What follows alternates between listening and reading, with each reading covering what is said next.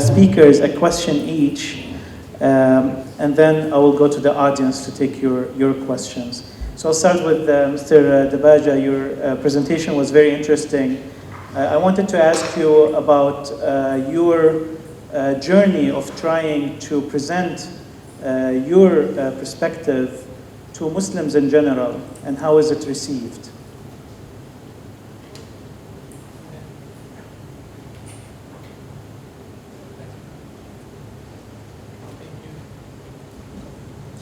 It's not on. Oh, it's on. It was an interesting journey, I can tell you that much. In the beginning, I went to kind of cement walls, trying to get to people's minds in the beginning.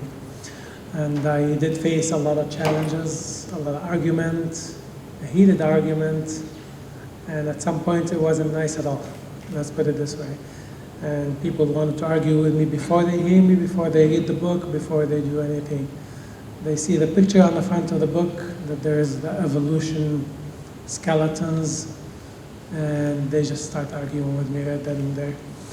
And my main thing, I tell them, look, I cannot explain everything to you in a couple minutes.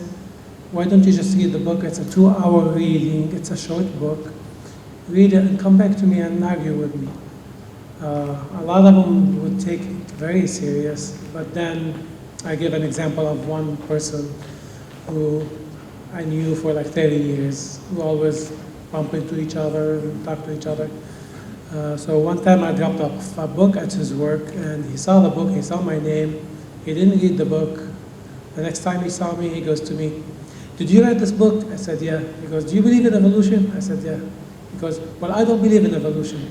I said, why don't you read the book? Did you read the book? He goes, no, but I saw what it's about. I said, I cannot convince you if you don't read the book. Just read the book first and then argue with me. He was very on edge. He really wanted to have a fight with me at that time. A couple months after, I went to the mosque, and I'm going to an event, and someone from a distance raised his hand, and he goes, Radwan, come sit here. I saw it was him, so I said, okay. I came sit next to him. How's everything? Everything's good. So we're listening to the lecture. Somebody else came in, and he called him. He goes, come sit here. He sat next to us, and he introduced me to him. He goes, this is Radwan. He made the book Theory of Evolution from the Holy Quran. And the other person right away, what do you mean Theory of Evolution from the Holy Quran? I hope you don't believe in it. I said, yeah, I do. So the other person goes to him, wait, don't say anything. Don't make the mistake that I made. Go read the book first. And he wanted to continue arguing. He goes, I'm telling you, don't say anything. Go read the book and then argue. I made that mistake and I argued with him before. And this was not just one time or 2 times, it was very common. But I was pleased to see most of them came back to me and apologizing and at least accepting evolution as something to think of. Thank you. A sub-question to that, Dr. Ahmed Saleh, what's your reaction to Mr. Radwan's presentation? I loved it. I just love every part of it. I think because many of the Quranic words that are being used, like sulb and tara'ib and sulala, and those words are open to interpretation. The Quran is God's word, but we have human interpreters. And so I think it's just fascinating to see a fresh perspective. And I often believe that kulla yawmin huwa fi sha'an. Every day God ushers in a new freshness and gives some new insight and perspectives. So I'd like to read the book, and I really followed that very closely. And I think not a moment I felt offended. I think it also, it's very useful if the person presenting it is soft-spoken and gentle, and present that without, in a very calm and serene way. No? Thank you. Second question is to Sohan, and your talk was about apologetics and how it really doesn't, it doesn't really hit the right spot, a lot of these apologies. And would you consider the presentation of Mr. Radwan as one of these apologetic explanations? Yeah, Yes, I suppose I would.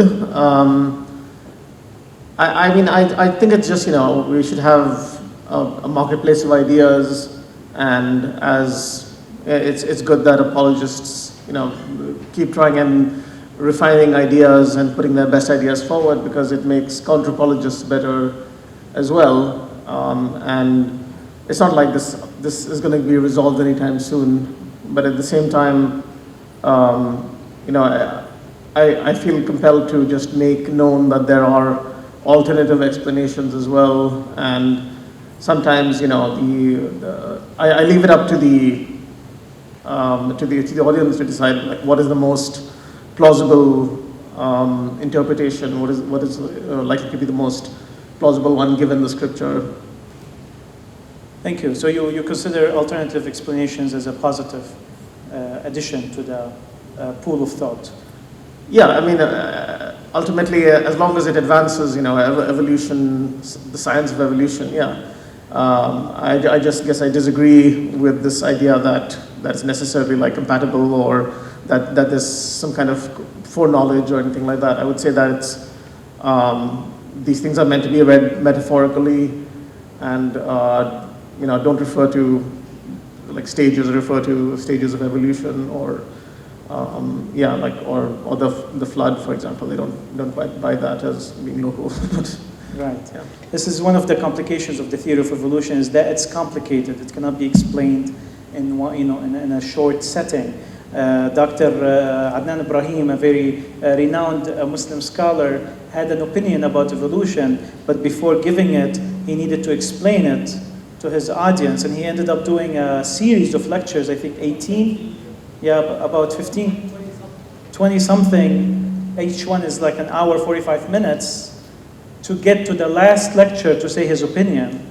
I doubt that anyone will go through this 20-something lectures, but it was one of the most beautiful in Arabic explanations of the theory of evolution. Question to Dr. Munivar, Professor. I actually have a personal question. I have a friend of mine who always tells me, I'll tell you one word, the Cambrian explosion, 541 million years ago, a sudden appearance in the fossil record of a huge number of new species. He says, this is when God interfered. What would be the scientific explanation? Well, there were eukaryote cells already about almost 2 billion years ago, which quickly became multicellular animals, small ones of which there will be very difficult to find fossil records because they will have been destroyed a long time ago. So what we actually have is a period for quite a long time of these things evolving until they have all the basic animal forms. And so what we had in the Cambrian explosion was a big fight for the resources of the Earth. And so it is not at all very surprising. It's not sudden. I mean, if something takes 1.5 billion years, I would think that's not really sudden, even by astronomical standards. So I think it's completely mistaken. By the way, if I may comment briefly on what the other people have said, again, I don't have any experience with Islam, but in the Christian world, the hostility to Darwin, one or two commented on, was tremendous. But that did not happen with Catholics. The Catholic Church was never opposed to Darwin. And the reason was that they took such a horrible beating with what they did to Galileo, that they didn't want to go and look like idiots again. And that's why the Catholics basically stood off. In fact, another thing about Catholics, when I was growing up, Catholics very rarely, if ever, read the Bible. I never read the Bible until I came to the United States, and it was in every hotel room that I went to, there was one. So I read it. By that time, I mean, I became an atheist when I was 14, and if I had read the Bible, I would have been an atheist by 12, if not earlier. But the reason the Catholic Church did not want people to read the Bible, well, there were two reasons. One of them is that they wanted They wanted people not to form their own opinions, but to get the official doctrine on how the Bible ought to be interpreted. And the second one is that this happened once in a while in the history of Christianity, is that they thought that there were two kinds of ways of looking at the Bible. One of them, it was the literal truth, which immediately gets you into all kinds of trouble right away. Or the other one is that it was just stories that were told to these primitive peoples, but it was more like allegories. So what we had to get was the allegoric meaning of this. And then they could give us guidance to a better life, that sort of thing. And of course they did believe in God and so on, but not that the details were true. And for quite a while after the beating they took from Galileo, that has been the preferred approach by the Catholic Church. Thank you. I would like to give opportunity for the audience to really participate. Mr. Ranjab. Thanks for all your effort to give this presentation. I have a question.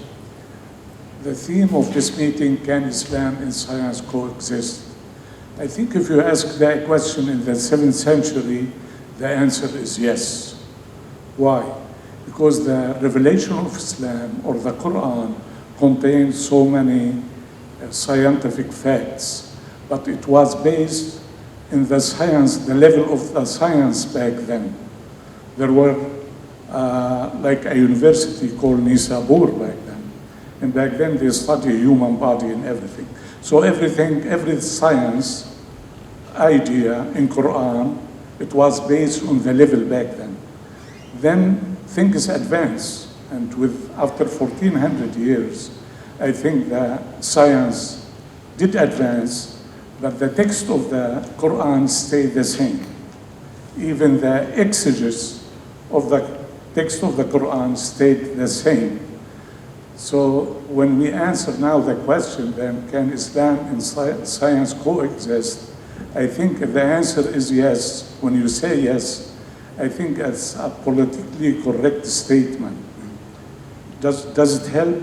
I think it helped to soften the attack on the scientific community. But in terms of science, I think it does not help at all. Well, when the Christian mobs destroyed the Library of Alexandria and killed many of the people who worked there and burned most of the books, the few scholars were able to escape, and they escaped to Arab and Persian countries and so on. So when those countries became Islamic, they had some of the literature from Greek science.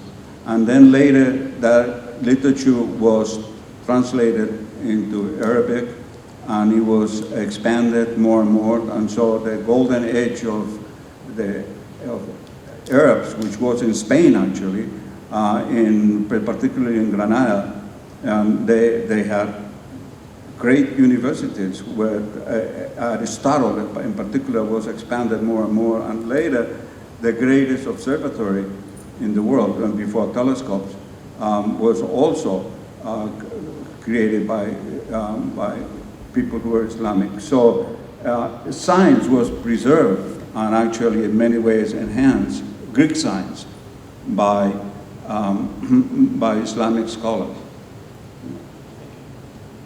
Ma'am, would you like to comment? What was the exact comment I had to make, Papa?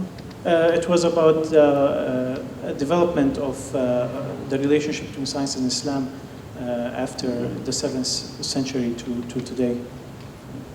I think when the Prophet just laid down the foundation to be literate, I mean, here he captures the soldiers in Badr, the Quraysh, and he says you could be free if you teach literacy to 10 persons, and that will. So I think that just that Iqra community within a matter of just a few years, you had this amazing scholars, even taking slaves and forcing those slaves to be scholars, like Mujahid and many of those other persons. So I'm not sure if there's a real connection between what happened in Egypt with the hieroglyphics and all that, if there was anything coming through at that time. But I do know that even a number of the Jews also migrated when they were persecuted prior to the time of the Prophet. The Arabian Peninsula was a very safe haven for them. So you had a huge type of capital around there. They picked up that intellectual capital and they then shared that, especially with the Hajj, with people coming. So yes, I think that that development took place with a quantum leap rather than just something. Something. I had actually one or two quick other questions that I felt that sometimes I feel sometimes Muslimish in the sense that I'm constantly a person in progress, trying to find my Muslimness and understand more parts.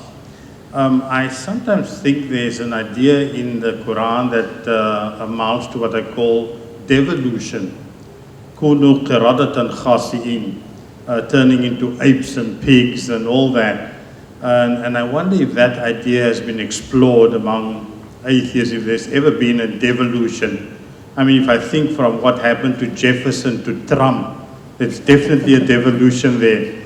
I mean, how could we have an idiot in chief becoming our president? So that's, those are two things, the issue of devolution. The other thing I'm wondering is history really linear? And if we've lost the sciences of the pharaohs and the people of that time, or the sciences of the Aztecs, while were there pockets of excellence in previous eras that we've completely lost and we cannot even reproduce those pockets? Islam has never been linear, because when Islam, for instance, was in Andalus, there was an amazing enlightenment, then was some backwardness, but then Islam was evolving in the Ottoman Empire, the Mughal Empire, so it's never been, are we seeing history in a linear way, or those are some of the things? Great, so let me see how many questions from the audience. We have many questions from the audience, so we will delay commentary on what you said, Imam, till later. Let's start with Doctor.